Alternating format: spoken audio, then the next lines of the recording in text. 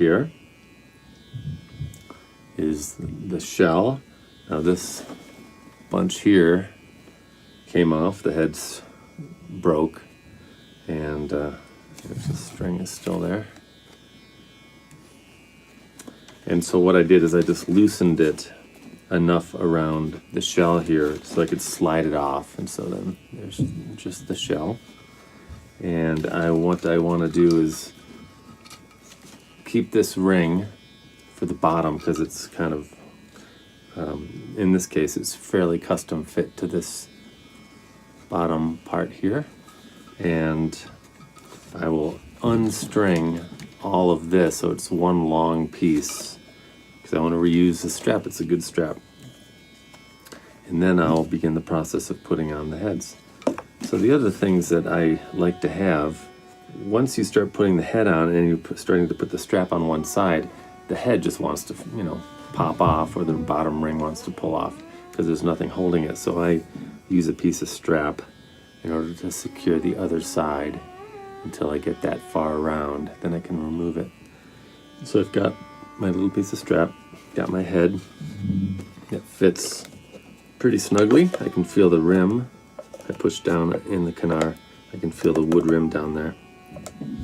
Gotta watch out if you don't feel the wood rim and it's just not going, it's just kind of doing this back and forth, then you could run into it not really fitting. Some braids will stretch and kind of form over the top of the shell, some won't so easily. So you should be able to, with a little bit of pressure on both sides, feel the rim there.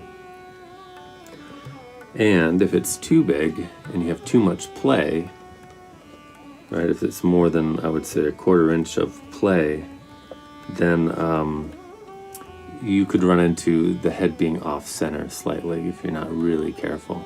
You can still do it with a head that's too big, but it's more difficult. You gotta pay a lot more attention to the tension of the straps as you put the head on.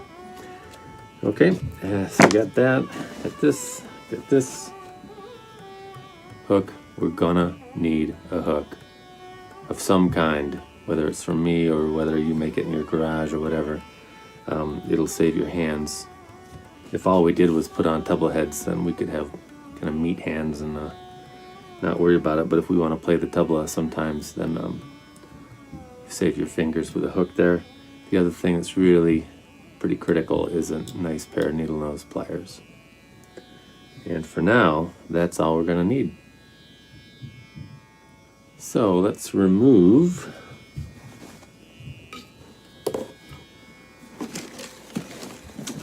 the rest of this strap.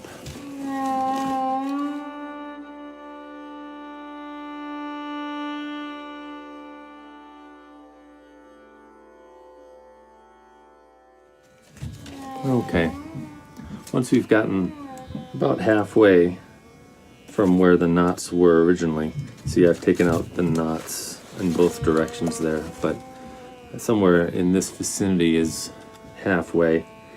Then I might as well take out the slack from the other direction, because then I won't be pulling, an extra 15 feet of strap through these holes here. So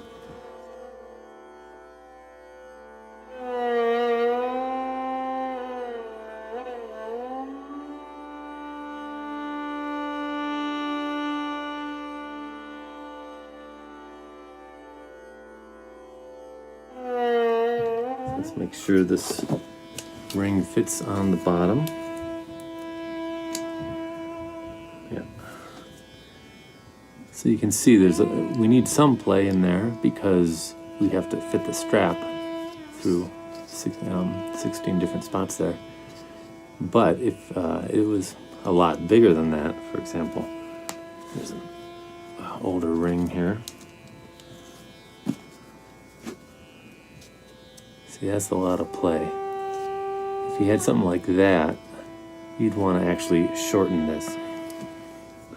So this ring here is, I'm sure it was made for this drum, and it's pretty perfect there.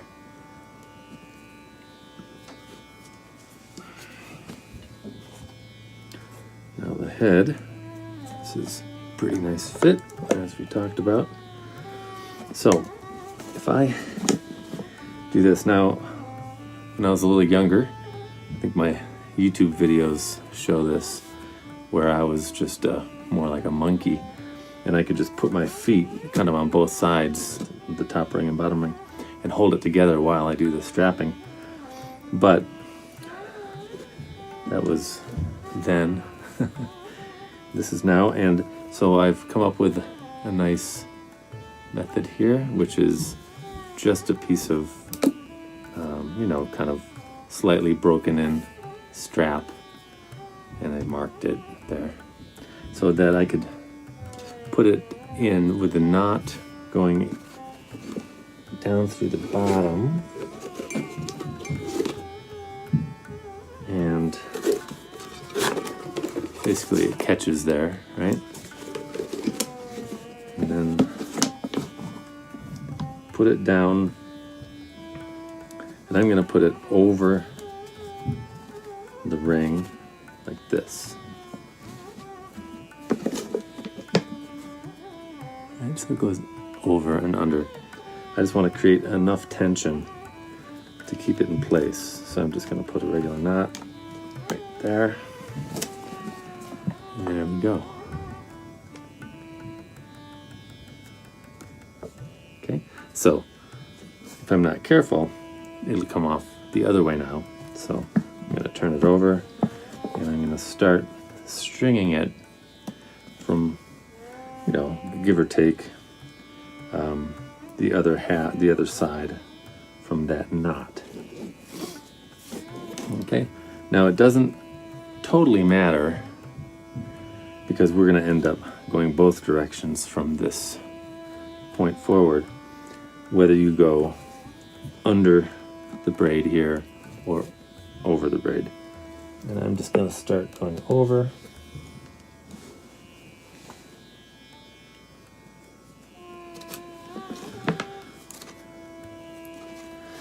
Now, sometimes it slides in real easy. Sometimes you need those guys. Okay. I like to have them there and overuse them just to save my hands. Now this is important. So this has gone over the braid and it's coming out from underneath, right? So now I'm going to go over the bottom ring.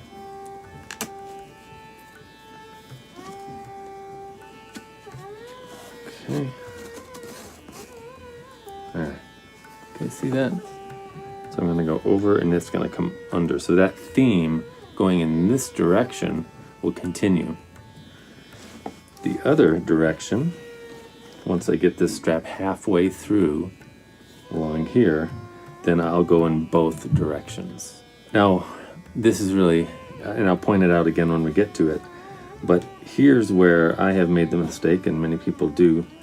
If they're not paying attention, they'll continue that idea of going over and under, and yet going the other direction, we want the opposite. So from here, we would say, okay, it's going over, now we have to go under. So it makes it kind of a weird spot once you start putting the pegs in, because you don't have that alternating thing going on. So, all right, let's pull some of this through.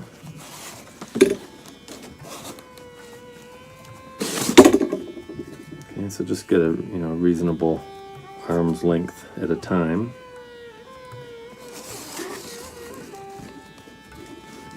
Make sure the back knot is not slipping or anything.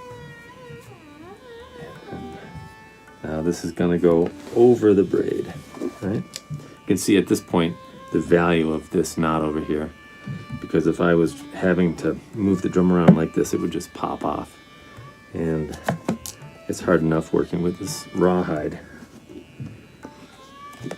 without the head popping off.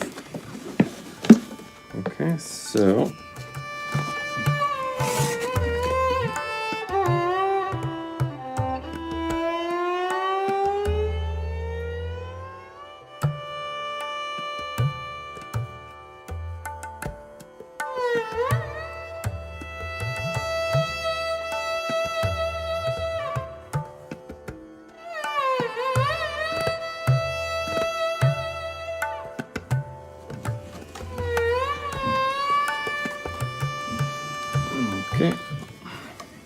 right, so you can see we're just about halfway. Probably one more string here and it would be exactly halfway. And this is still, I can still feel the canard under there. So we haven't pulled it too far off. Now, this should not be too tight. These straps here should be pretty loose. Okay, so that we can, once we put the tension into this side, we have some play and we can kind of adjust everything. Now let's start, before we take this knot out, just because we're not quite halfway over here, let's make sure it doesn't pop off suddenly. And we'll go the other direction with the strap. Now remember, this is that spot where you don't want to continue the over-under thing. You want to go under-over. And this is also a candidate for a place you could twist the strap. So you got to be really careful in tracing it.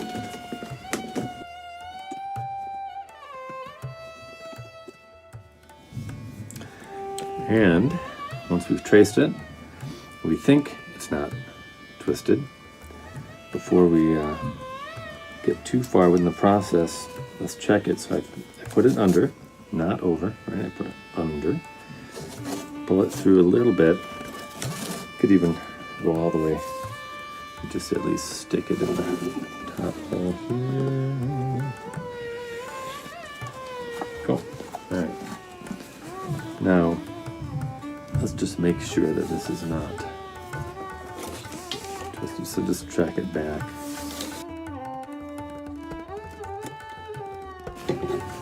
Track it back, track it back, track it back, and yep. We're good. So, go ahead and pull some through.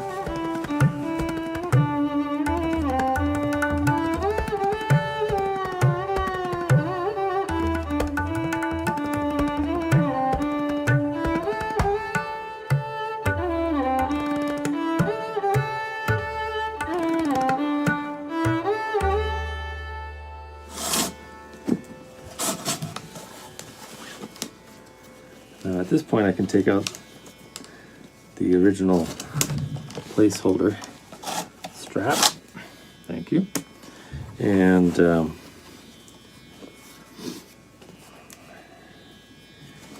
here's an example. I got to go under this braid, but the braid's getting pretty tight against the shell. So I'm going to go in there with the needle nose pliers open. Just hold on to that and use it like a pry bar. And just pry up that bottom ring enough so that slips through, okay?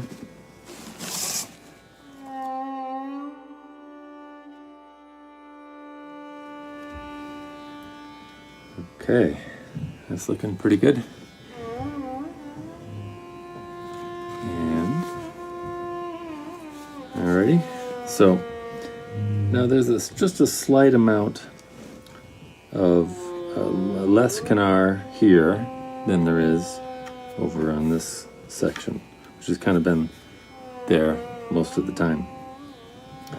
And the braid, as compared to the edge of the canard, the wood rim, is actually really nice right now. There's nothing sticking up more than another spot.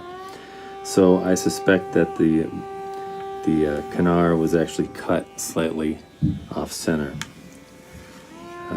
Which I can correct later.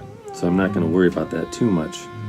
But for right now, let's say that the actual braid and the siahi here were off center slightly. At this point, there's quite a bit of tension already in the straps. So what I can do is I'll put in a few pegs just in the spot where it looks like we need to pull it over here that way. So I'll go ahead and put it under a strap or two. Okay, I'm not paying attention to permanent placement. I'm just putting tension into one area of the head. And then I can hit it slightly, and that did it. All right, so now I'm going to do another pulling, and as I go around, I'll take out these pegs and grab that slack out of there.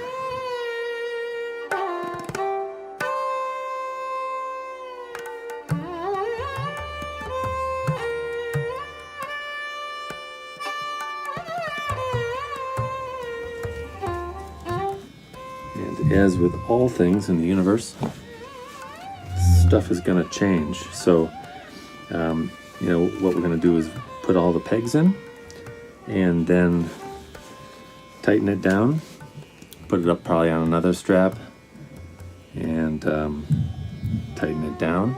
That's just going to slowly stretch the whole thing out.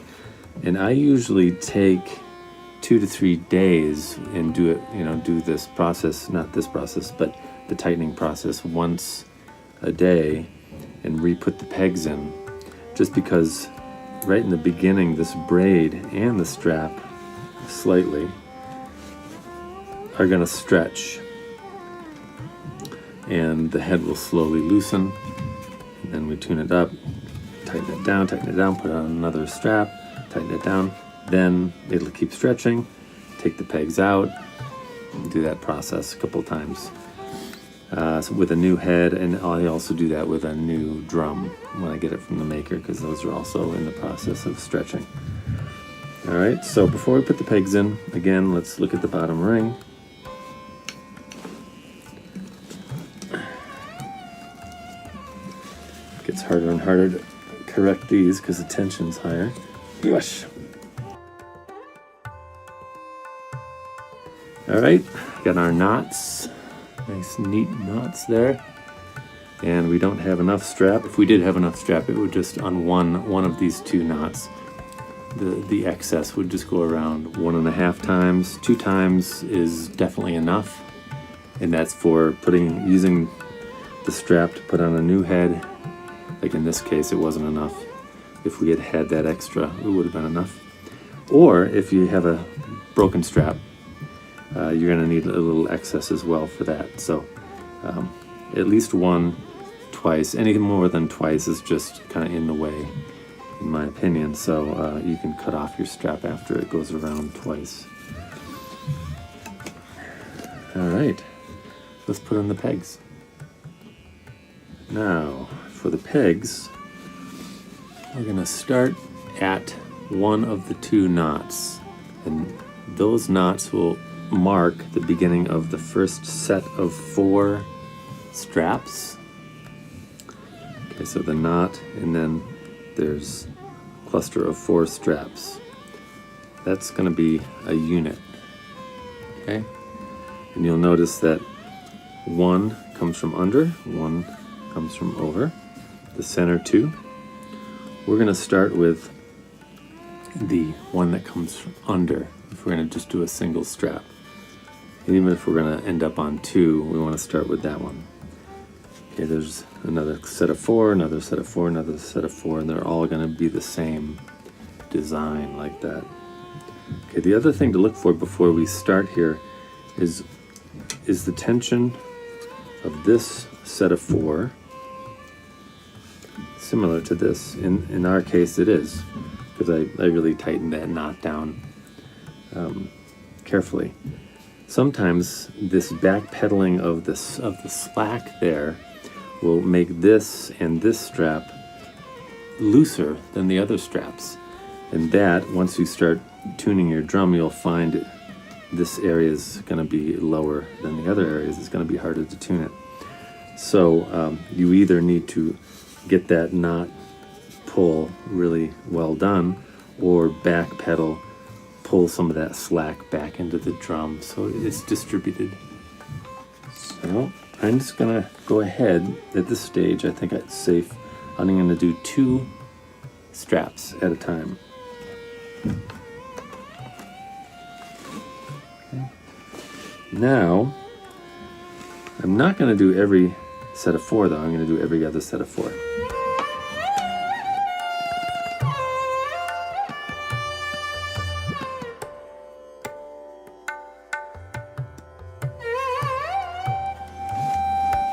part of the goal here is to get a lot of tension, or a reasonable amount of tension in the drum, to help the stretching process and the opening up of the head. Okay, we don't want it super high. We certainly don't want to challenge the head and make it break or something like that.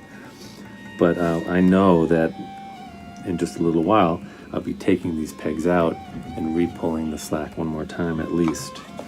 So part of the job of the pegs now is just to help stretch the head. So there we have it.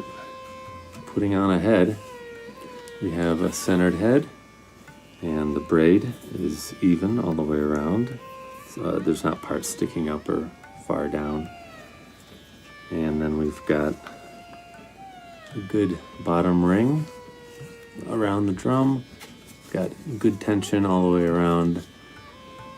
And it's up on 2 straps, which is a good place to be.